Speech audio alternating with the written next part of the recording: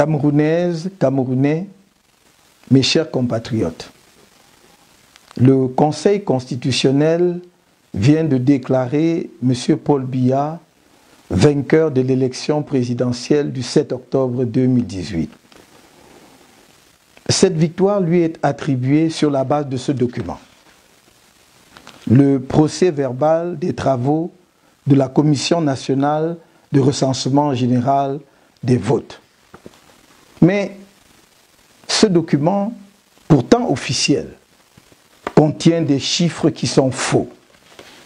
Tenez par exemple, dans le centre, il est attribué à M. Biya 331 719 voix.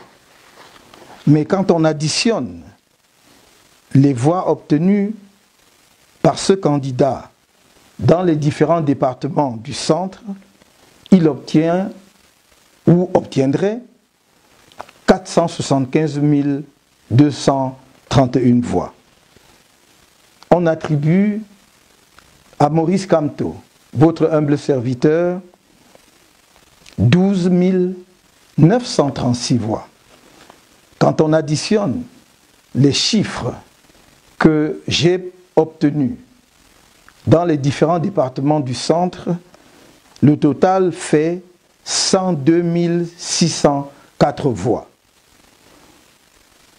On attribue au candidat Libby Cabral 33 306 voix. Mais quand on additionne les voix obtenues par ce candidat dans divers départements du centre, il obtiendrait en réalité 65 004 voix. Et ce ne sont pas les seuls exemples de faux chiffres contenus dans ce document. C'est dire qu'on ne peut pas aujourd'hui, sur la base des résultats sortis des urnes le 7 octobre 2018, proclamer M. Paul Biya vainqueur de cette élection. On peut d'autant moins le faire que nos propres chiffres consolidés donnent les résultats contenus dans ce document que, bien entendu, nous mettrons à la disposition du public. Et suivant la compilation que nous avons faite des chiffres sortis des bureaux de vote le 7 octobre 2018, les résultats de l'élection présidentielle sont les suivants. Maurice Kamto, 1 320 824 voix, soit 39,74%. Paul Biya, 1 278 514 voix, soit 38,47%. Cabral Libby, 349 423 voix, soit 10,51%.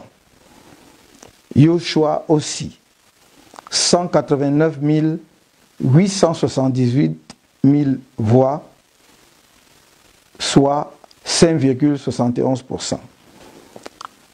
Ndamjoya Adamou, 70 878 voix, soit 2,13%. Garga Aman Hadji, 1,75% correspondant à 58 248 voix. Difor Franklin, 23 687 voix, soit 0,71%. Serge Espoir Matomba, 19 704 voix, soit 0,59%. Akere Mouna, 12 262 voix, soit 0,37% des voix. Au regard de ce que je viens de vous présenter, je suis amené à faire la déclaration suivante. Camerounaises, Camerounais, chers compatriotes, l'élection présidentielle du 7 octobre 2018, à l'issue de laquelle vous m'avez confié la conduite des affaires de la nation pour le prochain mandat présidentiel, s'est tenue dans des conditions particulièrement difficiles. Elles ont été régies par un code électoral non consensuel contenant plusieurs dispositions favorisant les fraudes massives, organisées par une institution à l'indépendance douteuse et supervisée par un conseil constitutionnel dont la quasi-totalité des membres sont des militants du parti au pouvoir, le RDPC, tous nommés de façon discrétionnaire par le président sortant. À ce déséquilibre institutionnel s'est ajouté un climat sécuritaire délétère. Aux menaces d'attentats de la secte terroriste Boko Haram dans l'extrême nord du pays s'est ajoutée une crise politique aiguë qui, mal gérée par le régime, a dégénéré en un conflit armé dans les deux régions anglophones du pays. Aucun candidat n'a pu y battre campagne et les conditions de sécurité n'ont pas permis aux populations désemparées et abandonnées à elles-mêmes de participer au scrutin. Comme d'habitude, l'élection a été émaillée de nombreuses irrégularités et de fraudes massives et franchement barbares avant, pendant et après le scrutin. À ce sujet, j'invite chacun à consulter le document intitulé « Ce que les Camerounais doivent savoir sur le scrutin du 7 octobre 2018 » disponible sur notre site officiel. Durant les 2 jours d'audience au Conseil constitutionnel, concernant nos revendications, nous avons été en mesure de montrer à l'opinion nationale et internationale que les résultats de cette élection, que le pouvoir vient de proclamer à la faveur de M. Paul Biya, sont basés sur de fausses données fabriquées avec l'assistance d'informaticiens et de statisticiens à la solde du régime. Ces résultats n'ont rien à voir avec ce qui s'est passé sur le terrain le 7 octobre 2018.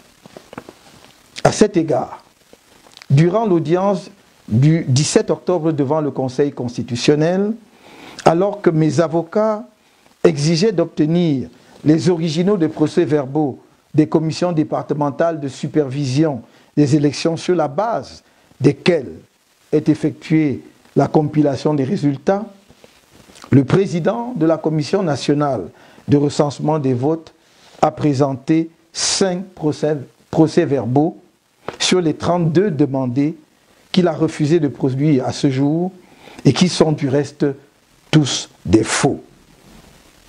Sur 5 des procès-verbaux finalement présentés, 4 se sont avérés effectivement faux.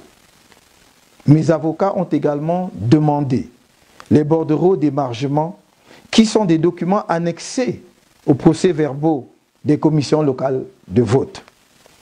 Ces bordereaux d'émargement, détenus par ELECAM, constituent des preuves irréfutables pour déterminer ceux qui ont effectivement voté. Cette requête a été également rejetée. Pour montrer l'enchevêtrement de toutes les institutions en charge des élections sous le contrôle d'un individu, le chef de l'État, par ailleurs candidat à cette élection, il suffit de relever que, selon le code électoral, un membre du Conseil constitutionnel est nommé président de la Commission nationale de recensement des votes par le président du dit Conseil. Ce dernier, ainsi que tous les membres du Conseil constitutionnel, sont également nommés par le même chef de l'État. Il en est de même de tous les membres du supposé organe indépendant de gestion des élections, Elections Cameroun, couramment appelé ELECAM, auquel il faut enfin ajouter le ministère chargé de l'administration territoriale.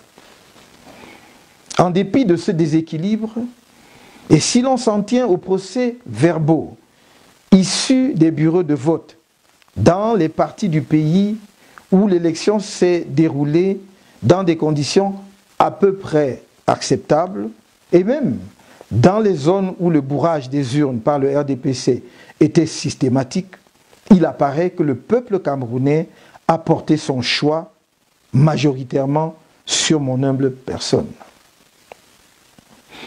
La coalition et moi-même continuons dès lors de revendiquer ma victoire à cette élection, conformément à la vérité des urnes au soir du 7 octobre 2018. Les résultats proclamés ce 22 octobre 2018 par un Conseil constitutionnel dont la crédibilité et l'impartialité ont été mises à mal lors du contentieux électoral ne traduisent nullement la volonté du peuple camerounais souverain.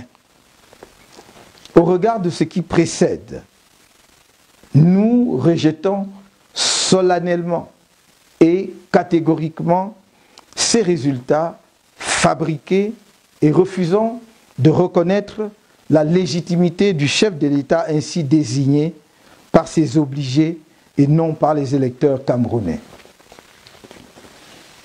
Respectueux de la volonté du peuple, nous entendons assumer la mission qu'il nous a confiée. Dans cet esprit, nous attendons rester auprès du peuple camerounais et défendre avec lui sa victoire. Le Conseil constitutionnel ayant refusé de comparer les résultats sortis des urnes, bureau de vote par bureau de vote, avec ceux concoctés dans les officines du parti au pouvoir, nous utiliserons tous les moyens de droit pour faire rétablir la vérité des urnes. J'en appelle au peuple camerounais à rester mobilisé et à une résistance déterminée à la forfaiture. Vive le Cameroun!